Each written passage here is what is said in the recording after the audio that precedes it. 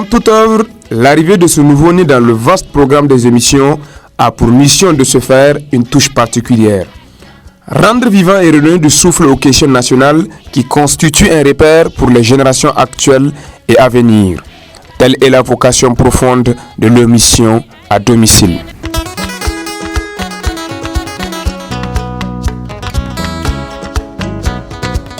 Mohamed Moussa, ou Moussa Mohamed, est connu par les Nigériens aux premières heures du mouvement syndical de notre pays. Originaire de Tanout, Mohamed Moussa est né le 23 janvier 1956, précisément à Takoukout. Il fréquenta l'école garçon de Birni-Koni dans un cycle scolaire jalonné de succès jusqu'au lycée national de Niamey. Bachelier de son état en 1975, le jeune diplômé poursuit sa formation à l'école africaine de la météorologie et de l'aviation civile. Tout ce parcours académique est couronné d'un ingénierat en navigation aérienne. Ancien cadre de l'Union des scolaires nigériennes USN, Mohamed Moussa fut ensuite secrétaire général adjoint du syndicat unique de l'aviation civile SUYAC, secrétaire général de l'Union des syndicats des travailleurs du Niger USTN entre 1986 et 1991. Ministre de l'Intérieur période post-conférence nationale, Mohamed Moussa en fait partie de cette pépinière de syndicalistes ayant combattu pour l'avènement d'un multipartisme et de la démocratie. Ministre du Commerce et des Transports à partir de 1992. La suite, vous la connaissez, il intégra la société politique comme plusieurs de ses camarades de lutte. Marié et père de 3 enfants, c'est avec lui que nous échangerons cette semaine. Monsieur le ministre, bonjour. Bonjour. Comment vous portez? Je me porte très bien. J'espère que le Niger se porte aussi bien. Alors aujourd'hui, l'entretien à domicile vous consacre un deuxième numéro spécial. Oui, merci. Pour juste discuter surtout des zones d'ombre incomprises par les Nigériens pendant la transition que vous avez gérée. Les élections qui ont amené l'AFC au pouvoir, la crise au sein de l'AFC, l'effritement de l'AFC jusqu'au contexte politique actuel. Donc, telles seront les grandes lignes essentiellement qui seront évoquées pendant cet entretien. Alors, conférence nationale, souverain du Niger, les forces vives de la nation l'ont souhaité. Mais vous, aujourd'hui, avec du recul, cette conférence, pensez-vous qu'elle n'avait pas échoué, qu'elle n'a pas raté ses objectifs? Bien. On ne peut pas parler d'échec ou d'objectifs. Les objectifs que nous étions assignés à l'époque, en tout cas au niveau du CCLD, le Comité de coordination des luttes démocratiques, c'était d'aller à une conférence nationale et d'en ressortir avec un Niger uni et avec un cadre institutionnel de type démocratique. Nous étions allés à cette conférence nationale pour obtenir et confirmer le multipartisme intégral au Niger. Nous étions partis à cette conférence nationale pour obtenir la liberté de la presse avec la création du CSC. Nous étions partis à cette conférence pour obtenir un système équilibré de pouvoir, un gouvernement, une assemblée, une présidence de la République et le 4e pouvoir, la presse. Et évidemment, il y avait également une très forte volonté de justice, une quête de justice en ce moment-là. Nous, on était des syndicalistes. À l'époque, notre rêve principalement, c'était la justice rendue aux ouvriers qui souffraient, d'une part, et d'autre part, créer un contexte démocratique où l'expression serait libre. Monsieur le ministre, donc, à ce niveau, de ce point de vue, oui. À ce niveau, les acquis, quand vous avez cité la liberté de la presse, le multipartisme, et beaucoup de choses. Mais les grands acquis aujourd'hui, il n'y a que la liberté de la presse. Elle aussi, à un niveau, on sent qu'elle est étouffée. Et la justice, est-ce qu'elle a été véritablement rendue aux Nigériens? Parce qu'il y a certains dirigeants qui ont dirigé sous le Conseil militaire suprême, puisque Ali Chebou est venu décrisper. Après votre conférence, ces gens se sont retrouvés impunis et se sont retrouvés avec leurs mêmes biens. Alors, peut-on parler de justice à ce niveau? Bien. Alors, ça, c'est une autre dimension. La première dimension, c'était de créer une justice indépendante qui était capable de juger les affaires. Mais comme dans tous les régimes que nous avons connus, la justice n'a jamais eu cette possibilité. Absolument. Elle n'a jamais eu cette possibilité Mais par contre, elle a une caractéristique qui est issue de la conférence nationale, c'est que la justice, quand même, c'est-à-dire quand on la prend à ses différents échelons, elle est généralement impeccable au Niger. Vous trouverez dans tous les camps politiques des gens qui vont respecter les arrêts rendus par la justice nigérienne. C'est-à-dire au niveau du tribunal de première instance, souvent on peut se retrouver avec des soucis. Quand on va en appel, les soucis déjà diminuent, c'est-à-dire que le niveau de décision devient tellement sérieux qu'au Niger, il y a très peu d'impairs au niveau de l'appel, de la cour d'appel. Mais alors là, quand on arrive au niveau suprême, la justice nigérienne, il n'y a rien à redire. C'est l'une des meilleures du monde. Vous voyez. Mais maintenant, est-ce que la justice est rendue au peuple? C'est comme toutes les justices du monde de ce point de vue-là également. Nous sommes dans un contexte où c'est comme la fable de La Fontaine. Suivant que vous soyez riche ou misérable, le jugement de cour vous rendra noir ou blanc. Ça, c'est le rapport de force entre la justice, le système judiciaire et le système politique et social de l'autre. Vous voyez. Donc, on aura toujours ce sentiment, quelque part, que la justice, elle est embrigadée. Mais la justice nigérienne, moi je peux vous l'affirmer, puisque j'ai moi-même subi 8 procès dans cette justice, que j'ai gagné d'ailleurs. Je peux vous dire que ce n'est pas forcément le plus fort qui gagne. Les étudiants ont demandé justice par rapport à leurs camarades qui ont été assassinés sur le pont. La justice n'a jamais été faite. La lumière n'a jamais été faite. Ce dossier n'a jamais été évoqué. Ce dossier a été confié à un juge spécifique par la conférence nationale. Ce dossier a été traité par la commission crimes et abus issue de la conférence nationale. Ce dossier a été constitué et ce dossier, nous savons qui s'est opposé à son traitement. C'est des gens puissants. Qui s'est opposé particulièrement, c'est qui, monsieur? Mais c'est normal, c'était le régime qui a commis les crimes. Vous étiez un de ce régime, vous aussi? Non, pas du tout. Ce n'est pas la transition qui a commis les crimes. C'est le régime précédent de la conférence nationale. C'est pendant ce régime-là que le crime a été commis. Nous avons essayé de tout faire pour élucider et faire rendre gorge à ceux qui ont commis les crimes de ces 3 étudiants-là. Mais vous pouvez aller voir le président de la commission crimes et abus. À la fin de la conférence nationale, même les dossiers ficelés sont perdus. Pourquoi? Parce que nous n'avons pas fait une vraie révolution. Nous avons fait des compromis entre ceux qui sont les acteurs de lutte démocratique d'une part et ceux qui étaient au pouvoir d'autre part. Ceux qui étaient au pouvoir s'étaient retrouvés, comme je l'avais dit dans ma précédente interview, avec 6 ministres au gouvernement. Et donc, ils ont continué à peser de tout leur poids. Et il faut le dire, le MNSD n'a jamais perdu pratiquement le pouvoir au Niger. Il l'a perdu que pendant le court instant où il y a eu l'alliance de l'AFC. Donc, ils ont toujours pesé sur ce dossier et ils continuent à peser sur ce dossier. C'est comme ça. Alors, monsieur le ministre, vous avez parlé de certains organes tels que la commission crimes et abus, oui, qui est rattachée aussi à la conférence. Alors, ceux qui ont présidé cette commission, pratiquement après la conférence, se sont retrouvés hyper riches. Ils ont acheté certaines sociétés de la place. Non, je suis désolé.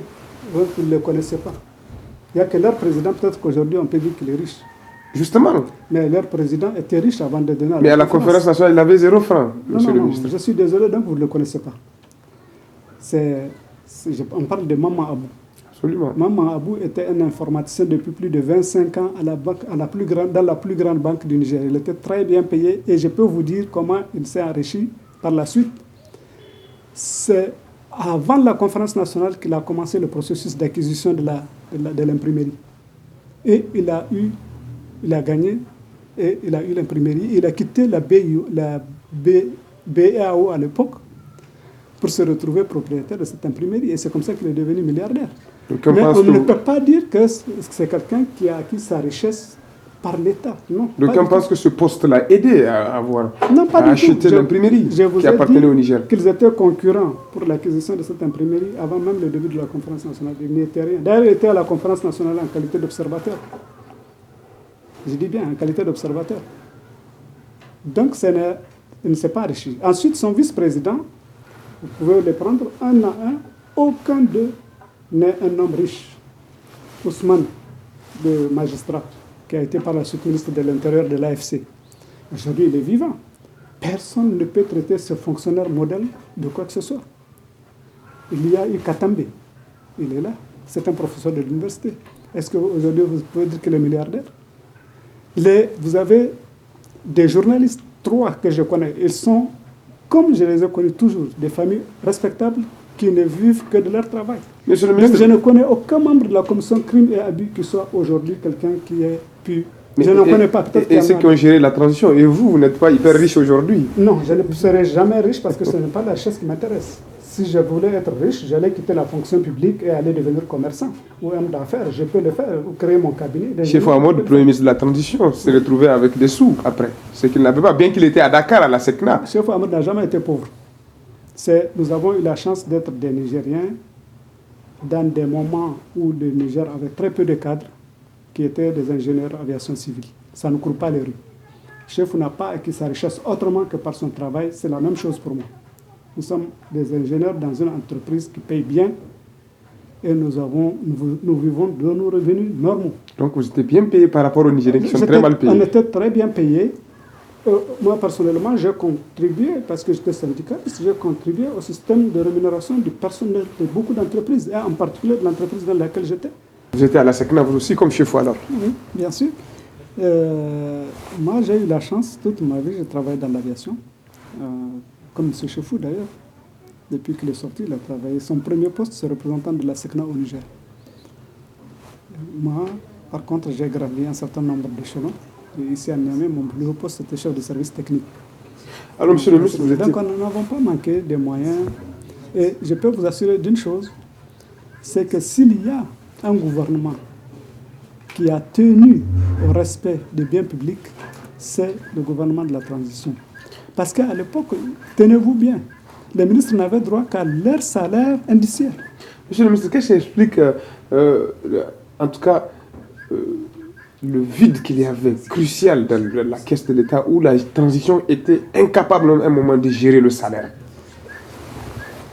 Alors, Dieu merci, la transition a pu gérer le salaire.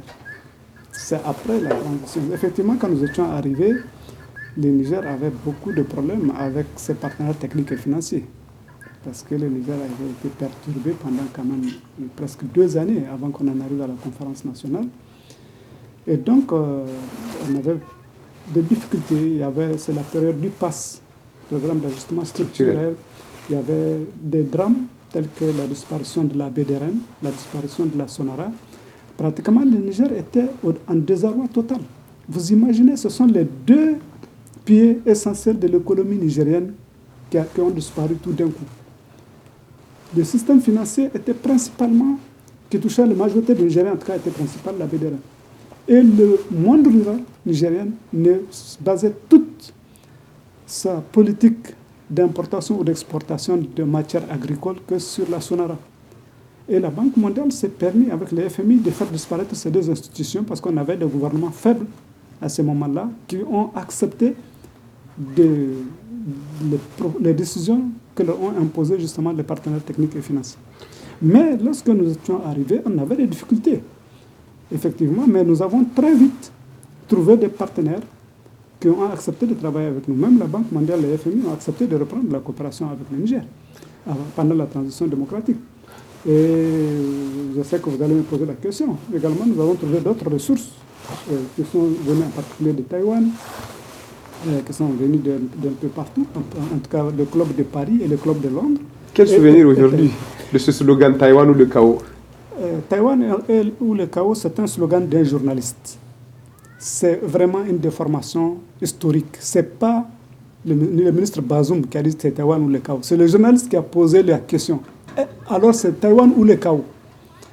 Vous voyez, ça ne venait pas du gouvernement de la République du Niger, ça venait d'un journaliste qui a pensé que si on n'a pas les 50 millions de dollars de Taïwan, ce serait le chaos. Le ministre Bazoum avait tenu ses propos. Non, ce n'est pas Bazoum. Vous avez dit c'est une question posée à Bazoum par un journaliste. Monsieur le ministre, il faut restituer les choses à leur place. Mais c'est vrai que Taïwan a apporté un souffle à l'époque. Mais je peux vous dire sur Taïwan quelque chose d'important. C'est que le gouvernement de la République du Niger, de l'époque de la transition, n'a jamais accepté de rompre ses relations avec la Chine. La majorité du gouvernement a remis en cause le fait qu'il fallait aller avec Taïwan. Que le gouvernement de la République du Niger, en Conseil des ministres, avait dit qu'il ne voulait pas prendre les 50 millions de Taïwan. Ce sont les circonstances qui ont fini finalement par faire accepter cette situation. Mais sinon, en Conseil des ministres, c'est certainement consigné à la date où je vous parle. Le gouvernement, à une très forte majorité, avait refusé le principe de rompre avec la Chine pour aller avec Taïwan. Ce sont des choses qui se passent, mais que le peuple ne sait pas. Ce sont des luttes politiques. Donc le gouvernement du Niger, à l'époque, on était environ 18 ministres. Dans sa grande majorité, il avait refusé cela. Alors, voilà. Mais les chefs du gouvernement en avaient décidé ainsi.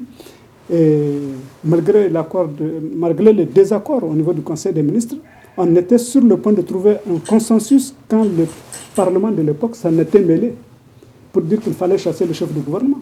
Alors, et donc, les ministres, un volet spécial. Les ministres donc, se sont coalisés, ils ont soutenu leur chef de gouvernement et finalement les choses se sont passées de la manière que se sont passées. Parlons de la question sécuritaire. Oui. Par rapport à la gestion de cette transition. Vous avez été nommé ministre de l'Intérieur. Oui. Est-ce que parce que vous êtes un Touareg rouge, pour encadrer un moment, pour faire la paix avec la rébellion qu'on vous a nommé à ce poste? Non, on m'a principalement nommé à ce poste parce que j'étais certainement parmi tous les conférenciers celui qui avait ces dossiers les mieux préparés sur la République que nous voulions fonder. Donc syndicaliste. J'étais un syndicaliste et les syndicats avaient des dossiers bien préparés et j'étais au cœur de la préparation de la plupart de ces textes-là. Voyez-vous, ça c'est un. Deux, les décisions majeures prises par la conférence nationale en matière de transformation politique, les conférenciers me faisaient beaucoup confiance pour veiller à leur application. Et donc, ces éléments-là. Maintenant, il y a, la rébellion Touareg a éclaté pendant qu'on était à la conférence nationale. Et celui qui dirigeait la rébellion Touareg, c'était mon cousin, Mano Dayak. C'est un cousin à moi. Vous l'avez soutenu, d'aucuns disent que vous l'avez soutenu autrement. Ce sont des gens qui font de la politique politicienne. Moi, si j'avais soutenu Mano Dayak, peut-être que le Niger ne serait pas ce qu'il est aujourd'hui. Arrêtons-nous là. Moi, j'ai décidé de maintenir un Niger unitaire. Et Mano Dayak, aujourd'hui, il n'est pas parmi nous, mais tous ses lieutenants sont encore vivants. Ils savent très bien que je cherchais la paix. Mais j'étais prêt à faire la guerre pour maintenir l'unité du Niger. Comment avez-vous fait du dossier de l'affaire Tintabraden? Alors, le dossier de Tintabraden n'était pas une affaire pour le gouvernement de transition parce qu'elle était déjà jugée. À la conférence. Voilà, avant la conférence nationale. Il y a eu un tribunal militaire. Et vous avez servi de suite à la conférence? C'est ça, il y a eu un tribunal militaire qui a rendu des jugements et toutes les personnes qui étaient poursuivies avaient été relaxées par le tribunal militaire. Donc il n'y avait plus d'affaire Tintabraden. La seule chose qu'on pouvait considérer qu'elle existait et que la justice pouvait la poursuivre, c'était beaucoup de civils qui avaient perdu leur vie dans cette affaire. Il y avait beaucoup de gens à la conférence nationale qui ont été interpellés à ce sujet. Mais nous n'avons pas eu pendant la transition à gérer sur les aspects judiciaires, en tout cas de la transition, puisqu'il y a eu un tribunal qui a déjà rendu son verdict sur le sujet. Pendant la transition, nous avons eu à gérer un certain nombre de dossiers importants. Par exemple, le dossier de la mort de Sansou Sido. Un point important, monsieur le ministre. C'était un point important, un point au cours de... Aujourd'hui, où en sommes-nous? Qui a été discuté par la conférence nationale. Ce dossier également a été clos parce qu'il a été conduit parfaitement par un juge qui a su le conduire parfaitement jusqu'à sa conclusion et jusqu'à la grâce obtenue par M. Banyou Baïdou et M. Kimba Kolo. Donc la transition a très bien géré ce dossier et ça s'est terminé. Donc il a été clair et reconnu que Sansou a été assassiné par les membres du Conseil militaire suprême. À la conférence nationale même déjà, il a été formellement reconnu que Sansou a été assassiné, puisque vous avez eu les membres du peloton d'exécution qui sont venus dire on nous a demandé de l'exécuter conformément au règlement militaire. Donc il n'y avait plus un mystère sur ce dossier. Il fallait juste lui donner une suite judiciaire normale. Et je pense que ça a été un des dossiers qui a permis à l'armée nigérienne d'être aujourd'hui l'une des armées les plus républicaines. Parce que les militaires ont compris qu'on ne peut pas tout faire simplement sur des ordres. C'est pour cela d'ailleurs qu'à la conférence, l'un des slogans c'était « il ne faut jamais obéir à des ordres manifestement illégaux ». N'est-ce pas? Monsieur le ministre, un phénomène à la conférence, le phénomène Bonkano. Alors, Bonkano, effectivement, c'est un phénomène presque théâtral. Il vous a endormi. Il a endormi tout le Niger. Mais peut-être les seuls qu'il n'a pas endormi, c'était les étudiants. Vous avez perdu de vue et les syndicalistes. Tout ce qu'on lui reprochait comme péché d'Israël. Personne n'a oublié. Seulement, c'était quelqu'un qui a su manœuvrer. C'est vraiment un artiste. C'est comme ça qu'il faut dire les choses. Et puis, il a eu beaucoup de chance sur le fait que la conférence n'était pas un tribunal. Il faut le savoir. La conférence a voulu être... Certains ont voulu transformer la conférence nationale en tribunal, mais la majorité des délégués, et en particulier les syndicats et les étudiants, nous étions partis sur l'idée que la conférence nationale ne serait pas un tribunal. Que tous les cas qui relèvent de la justice pourraient être examinés par la commission crimes et abus et soumis à un processus normal de justice du Niger. C'est pour cela que Bancano a fait plus du théâtre et de la politique à la conférence nationale que de rendre compte des méfaits qu'il aurait eu à accomplir pendant le régime passé. C'est un monsieur qui a fait une tentative de coup d'État. Il n'était pas amnistié. Normalement, il aurait pu se retrouver en prison, tout simplement. Mais il a réussi à tellement bien manœuvrer que finalement, comme il l'a dit lui-même, il aurait pu même faire disparaître la conférence nationale. Est-ce que ce n'était pas dû à votre jeunesse, à la jeunesse de la classe politique à l'époque? La classe politique n'était pas jeune. La classe, en particulier les gens qui ont conduit les luttes démocratiques, là, ils pouvaient, s'ils étaient partis sur l'idée des règlements judiciaires par la conférence, on aurait pu aboutir à des situations comme des solutions pour le cas de Bancano. Mais nous avions nous-mêmes, volontairement, je me rappelle, j'étais à Télé Sahel, et à l'époque c'est la seule qui existait, pour donner la position des forces démocratiques du Niger. Nous avons dit que la conférence nationale ne serait pas un tribunal. C'était clair, c'était une volonté exprimée. C'est peut-être naïf de la part des jeunes révolutionnaires de penser qu'on peut venir avec des paroles de régler les problèmes du Niger. Mais c'est ce qui s'est passé. C'est un choix délibéré des forces démocratiques pour dire nous allons là-bas. Ce n'est pas pour exploser le Niger, c'est plutôt pour réunifier le Niger. Le Niger avait vécu 30 années de combats de toutes formes, la dictature, la guerre civile, etc. Vous imaginez un peuple qui se retrouve après tant de drames. Ce n'était pas facile à la conférence. Donc nous, on était jeunes, mais on avait le souci d'abord que nous étions tous des Nigériens et que ce qui nous intéressait, c'était plutôt créer les conditions d'une meilleure gestion du pays, créer des conditions démocratiques, et la justice jouerait son rôle, les affaires judiciaires passeraient devant la justice, etc. etc. C'était vraiment des bons vœux, mais qui ont donné le Niger d'aujourd'hui. On ne peut pas se plaindre d'être le Niger d'aujourd'hui. Le Niger a une expérience intéressante en matière démocratique. Le Niger a une expérience intéressante en matière d'avancée économique. On a quand même réussi, entre-temps, à faire exploiter notre pétrole. Aujourd'hui, on a mis et on a d'autres choses que le Niger a pu faire aujourd'hui. Et nous sommes presque, je suis convaincu, dans les 15 ou 20 prochaines années, malgré nos tiraillements politiques, le Niger serait l'un des pays africains les mieux construits. Vous faites de la campagne pour le PNDS? Non, pas pour le PNDS. Je parle du Niger. Alors, du PNDS. Vous étiez ministre de l'Intérieur, la crise aiguë entre Chefou Amadou et Ali Chebou, et surtout André. Oui. Les trois grands organes de la transition étaient pratiquement en ébullition à un moment. La crise n'était pas seulement entre les trois grands de la transition. La crise, c'était une crise de refus du régime militaire à céder la place au régime démocratique. C'est pour cela que pendant le temps que moi je suis resté au ministère de l'Intérieur, il y a eu 3 tentatives de coup d'État. Et qui parmi ces tentatives de coup d'État, c'est des officiers, tout le monde les connaît. Il y a même une des tentatives de coup d'État où, Dieu me pardonne, Ali Chebou lui-même était d'accord sur le principe du coup d'État. N'est-ce pas? Et il s'est trouvé que nous avions un état-major qui était absolument républicain et qui était absolument anti-coup d'État. Donc le régime de la transition était puissant de deux côtés. Il était puissant d'abord du côté des forces démocratiques, c'est-à-dire que les étudiants, les syndicats sortaient dans la rue quand l'armée veut prendre le pouvoir. Mais de l'autre côté, nous avons un état-major fidèle qui était convaincu qu'il fallait protéger les institutions démocratiques. Qui était votre chef d'état-major de l'époque? C'était le colonel Mazou Issa. C'est un officier pilote de l'armée nigérienne. Et c'est lui qui était le chef d'état-major. Regardez comment ces tentatives de coup d'État ont été tellement bien gérées que les Nigériens n'en parlent même plus. Pourquoi? Pourtant, elles sont évidentes.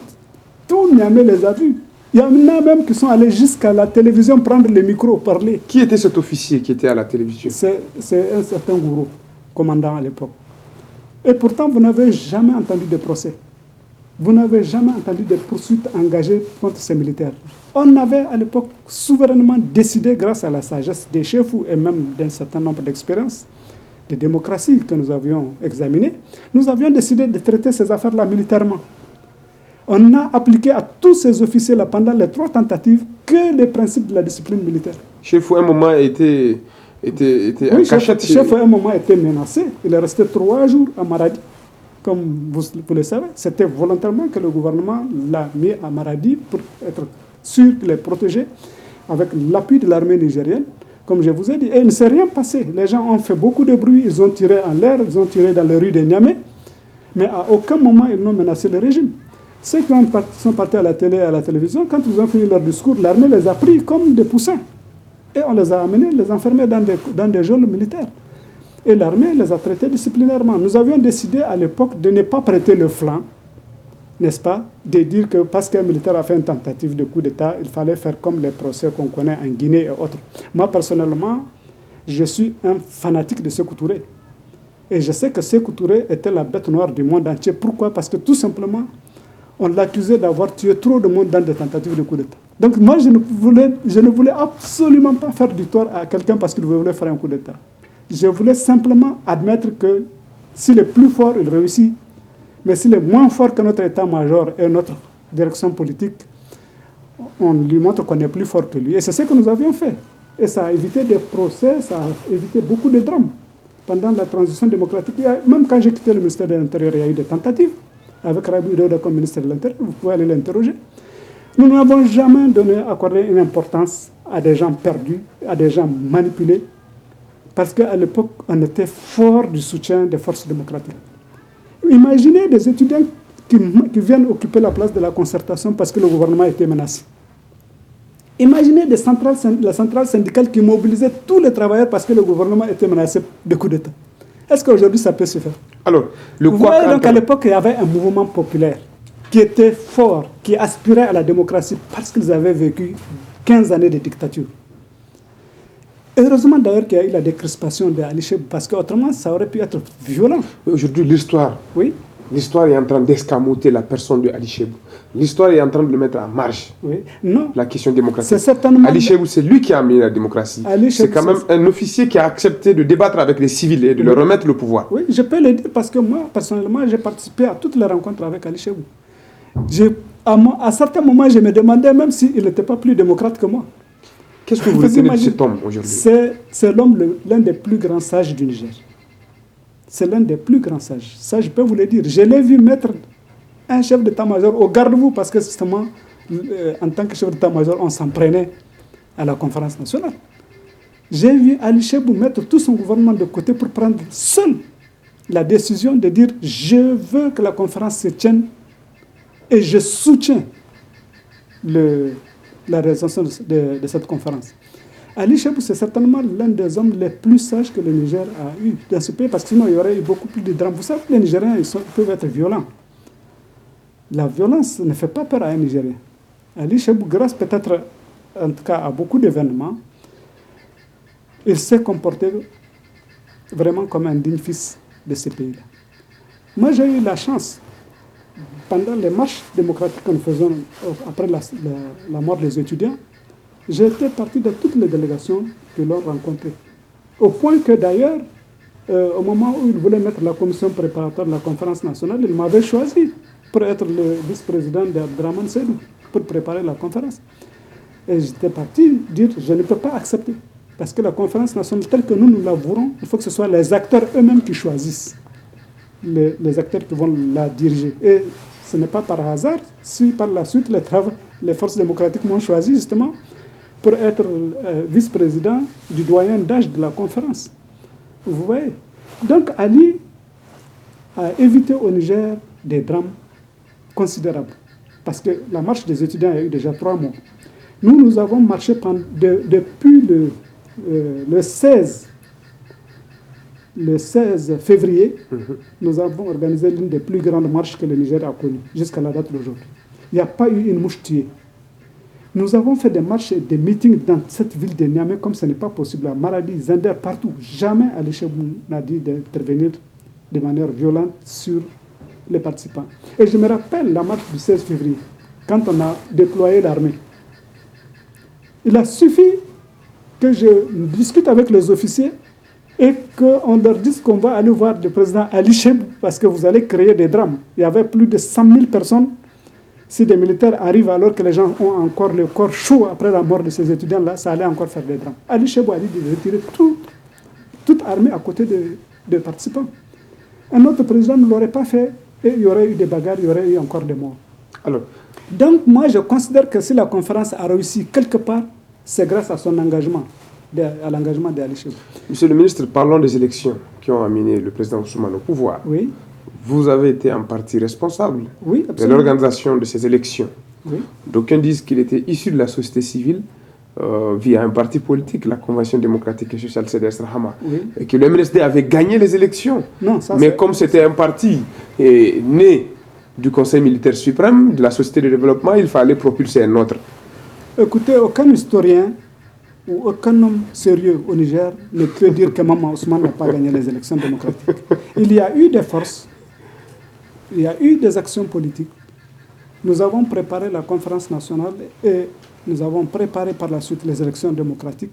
Et là, je peux dire que Chefou a réussi un exploit.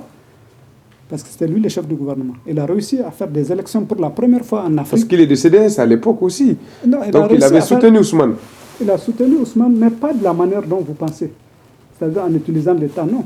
Il a soutenu Ousmane en participant à la création d'un cadre politique plus large que le MNSD. Et ce cadre démocratique plus large que le MNSD... Monsieur le ministre, entre nous, est-ce qu'à l'époque, CDS pouvait battre le MNSD? Ce n'est pas la CDS qui a battu le MNSD. C'est pourquoi j'ai dit le Premier ministre Chefou Amadou, un certain nombre d'acteurs politiques ont créé les conditions qui permettent de battre le MNSD. On a réussi à créer l'AFC. L'AFC, c'est la CDS, le PNDS et l'ANDP. L'ANDP, 18 partis.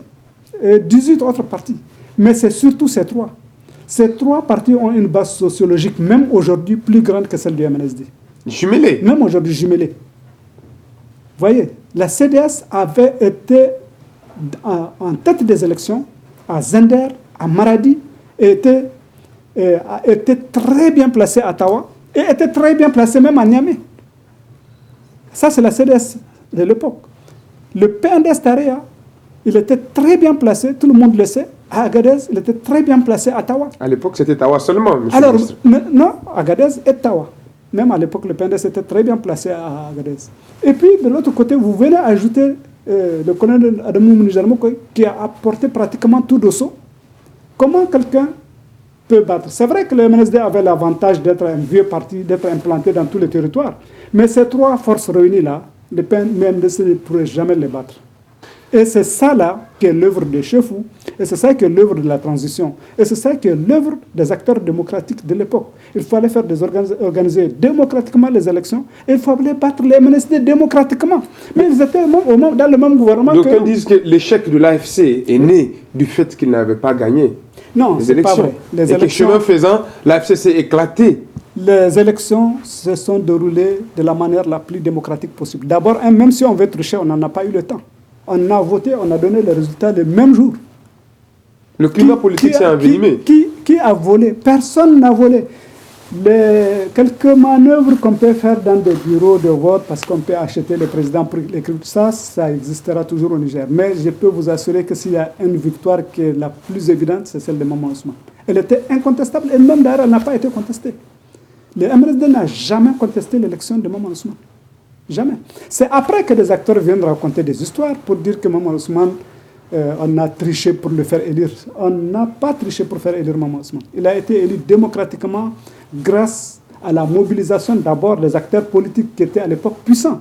Imaginez une coalition politique qui intégrait la totalité des syndicats de ce pays, la totalité des étudiants de ce pays, la totalité des nouvelles forces démocratiques.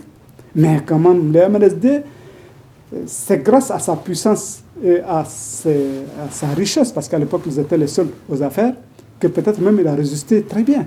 Moi, je trouve que le MNSD a fait un excellent score, parce qu'il y avait trop de forces coalisées contre lui.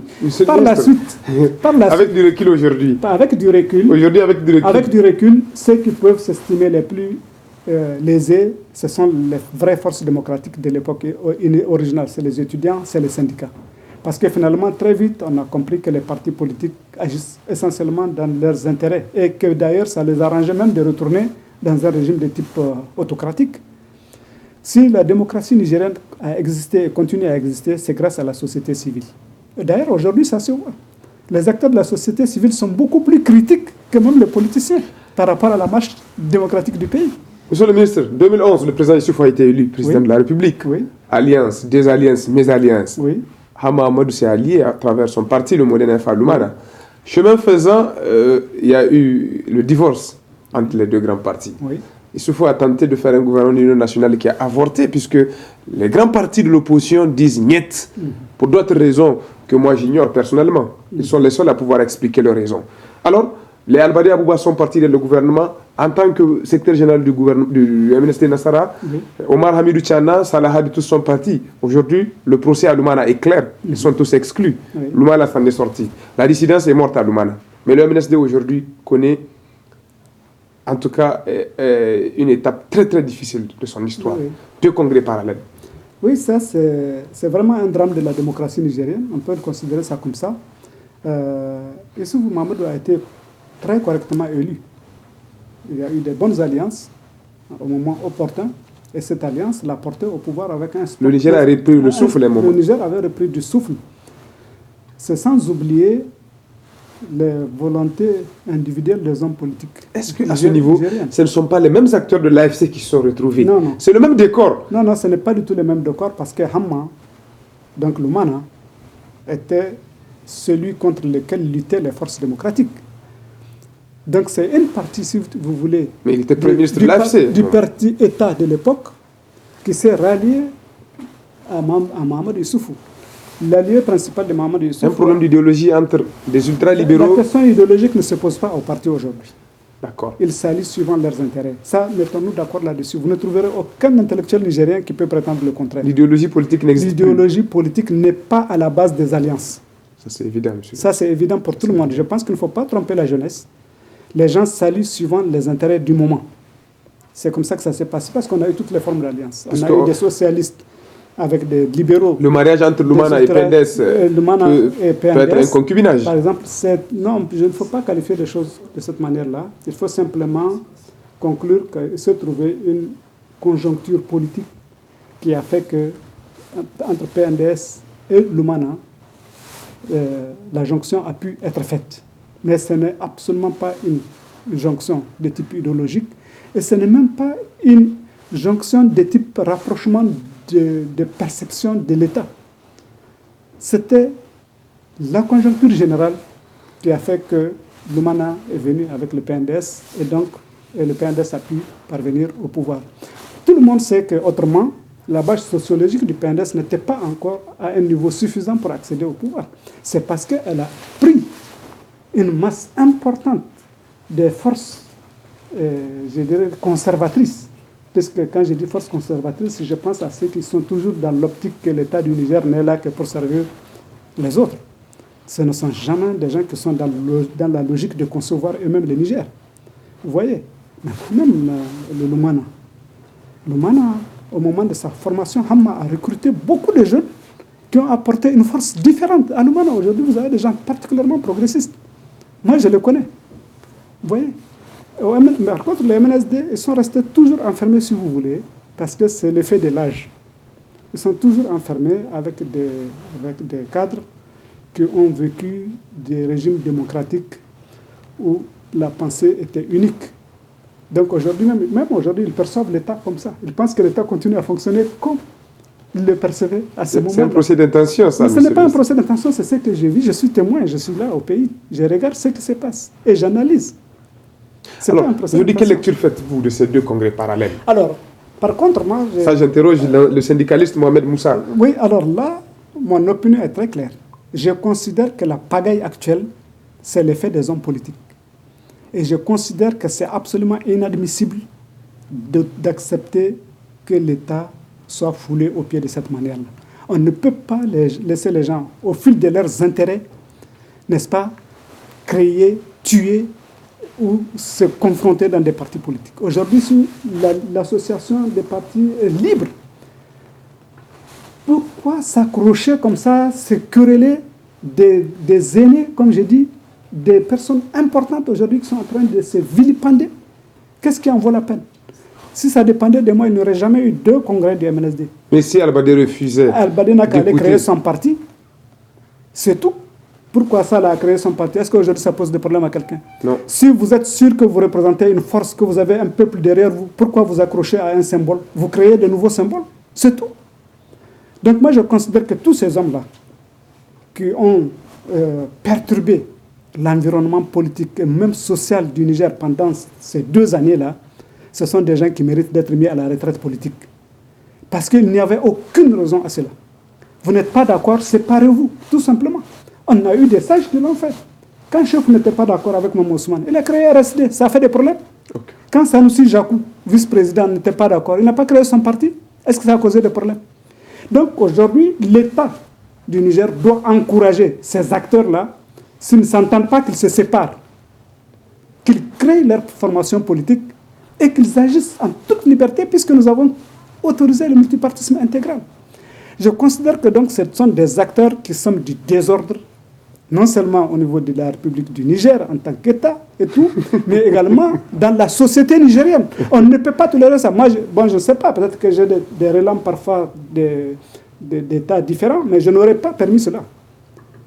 J'aurais dit aux gens, vous restez ou vous quittez, mais vous ne pouvez pas venir entraîner le Niger dans une pagaille politique comme celle-là. J'ai vu que tous les journaux de l'opposition, ils reprochent à Mamadou Issoufou. Mais qu'est-ce que Mamadou Issoufou a à voir dedans? Est-ce que quand quelqu'un est parti créer son parti, prenons Albadé, quand il était au MNSD, c'est Issou qui a été le chercher? Issou a simplement mis sur la table l'idée d'un gouvernement d'union nationale. Et il ne s'est pas adressé à Albadé. Il s'est adressé au MNSD. Monsieur le ministre, aujourd'hui, oui? Vous soutenez légitimement que celui qui n'est pas d'accord avec son bureau politique n'a pas une raison de faire la dissidence. Absolument. Je considère que...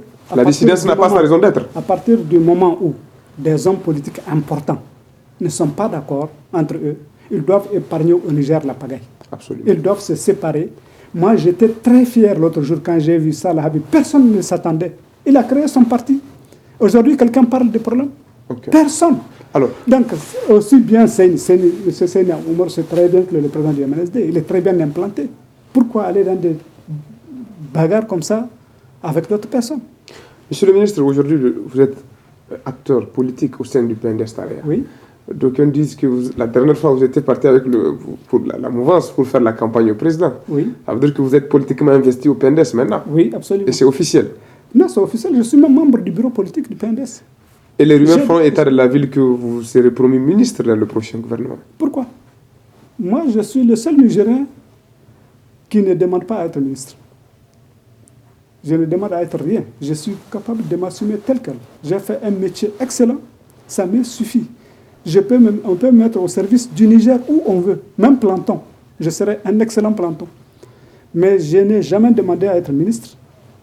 Je n'ai jamais demandé à être ministre, ni pendant la période de transition, ni maintenant. Maintenant, c'est le chef de l'État qui décide. Je ne suis pas de ceux qui peuvent accepter un poste de ministre parce qu'on m'offre un poste de ministre. Ce n'est pas mon cas. Il faut que j'accepte la mission et il faut que je sache ce que je dois faire si je suis ministre. On ne devient pas ministre juste pour porter un titre de ministre. Donc j'ai des choses dans mon cœur, j'ai des choses dans ma tête. Il y a plein de choses que je veux faire pour ce pays-là. Si effectivement je peux le faire, je pourrais assumer n'importe quelle responsabilité. Ça, je suis bien formé pour cela. Mais on ne devient pas ministre parce que tout simplement, aujourd'hui, il y a l'environnement politique. Tout le monde peut être ministre aujourd'hui. Pratiquement tout le monde veut être ministre, mais moi, je ne veux pas être ministre. Monsieur le ministre, voilà. Quelle est la communication particulière que vous avez pour les Nigériens? La communication que je veux pour les Nigériens, c'est de comprendre que la démocratie, c'est un élément essentiel pour la liberté. Et cette liberté-là, il faut savoir l'utiliser. La liberté d'association là, que nous avons conquise à la conférence nationale, c'est quelque chose d'essentiel. Vous voyez, toute cette pagaille des partis politiques aurait pu être évitée avec cette idée de liberté. Nous avons 75 partis politiques aujourd'hui. Pourquoi les gens vont s'accrocher à un cadavre qui va de toute façon mourir? Quand je dis ça, je parle aux partis politiques anciens. Tout le monde sait que l'évolution naturelle des partis font qu'ils vont ils vont commencer, ils vont atteindre un apogée et ils vont décliner. Ça, c'est l'évolution naturelle. C'est l'évolution naturelle de toute organisation humaine. Ouais. Donc pourquoi entraîner le Niger dans des situations comme celle-là, alors qu'il est possible de trouver des solutions en s'assumant simplement? Aujourd'hui, Al-Badi et son équipe là, ils ont une équipe suffisante, on l'a dit à leur congrès, ils ont une équipe suffisante pour créer un parti. Si Al-Badi avait fait ce congrès-là en disant que mon parti s'appelle X, est-ce que le problème n'est pas réglé et le Niger allait trouver la sérénité? CENI aujourd'hui, c'est la même chose. S'il sort du congrès en appelant son parti MNSD nouveau ou quelque chose comme ça, le problème est fini. Mais vous allez voir, comme on dit chez nous, la Gandegabey. C'est-à-dire chacun veut montrer que c'est lui le plus fort. Mais en faisant cela, ils affaiblissent le Niger. Ils touchent à l'image profonde de la démocratie nigérienne. Moi, je suis un ancien, en tout cas, c'est au moins un mon aîné, mais pas Al-Badi. Ce que je peux leur dire, c'est qu'ils peuvent épargner au Niger cette image déplorable des luttes sur la carcasse d'un futur cadavre. Voilà ce que je peux dire aux acteurs politiques d'aujourd'hui, qu'ils s'assument. S'ils veulent créer leur parti... À ce niveau, j'ai une question supplémentaire. Nous sommes à la fin du temps, mais le PNDS va connaître le même sort et le même procès après Issoufou Mahamadou. Absolument. Puisqu'aujourd'hui, la relève post-succession. Oui. Posons le débat sur table. Le PNDS a un avantage, c'est sa discipline. Mais le MNSD avait connu la même discipline. Quand Tanja avait quitté son parti. Avec Tanja, il n'y avait pas l'indiscipline dans le MNSD. Il y avait une certaine discipline au sein du MNSD. Voilà. Donc vous voyez que la discipline des partis est liée aux personnalités, aux hommes et à leur charisme intrinsèque. Absolument. Et Issoufou a pu garder le PNDS avec sa discipline totale. Mais aujourd'hui, après lui, donc nous sommes d'accord. C'est un débat. Monsieur le ministre, merci d'avoir répondu à toutes les questions. Merci. Mohamed Moussa, ou Moussa Mohamed, est connu par les Nigériens aux premières heures du mouvement syndical de notre pays. Originaire de Tanout, Mohamed Moussa est né le 23 janvier 1956, précisément à Takoukout. Il fréquenta l'école garçon de Birni-Koni dans un cycle scolaire jalonné de succès jusqu'au lycée national de Niamey. Bachelier de son état en 1975, le jeune diplômé poursuit sa formation à l'école africaine de la météorologie et de l'aviation civile. Tout ce parcours académique est couronné d'un ingénierat en navigation aérienne. Ancien cadre de l'Union des scolaires nigériennes USN, Mohamed Moussa fut ensuite secrétaire général adjoint du syndicat unique de l'aviation civile SUYAC, secrétaire général de l'Union des syndicats des travailleurs du Niger USTN entre 1986 et 1991. Ministre de l'Intérieur période post-conférence nationale, Mohamed Moussa en fait partie de cette pépinière de syndicalistes ayant combattu pour l'avènement d'un multipartisme et de la démocratie. Ministre du Commerce et des Transports à partir de 1992. La suite, vous la connaissez, il intégra la société politique comme plusieurs de ses camarades de lutte. Marié et père de 3 enfants.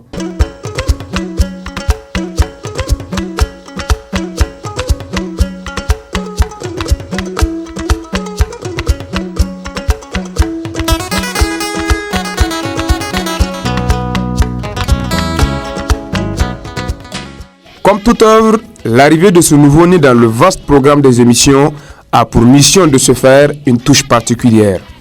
Rendre vivant et redonner du souffle aux questions nationales qui constituent un repère pour les générations actuelles et à venir. Telle est la vocation profonde de leur mission à domicile.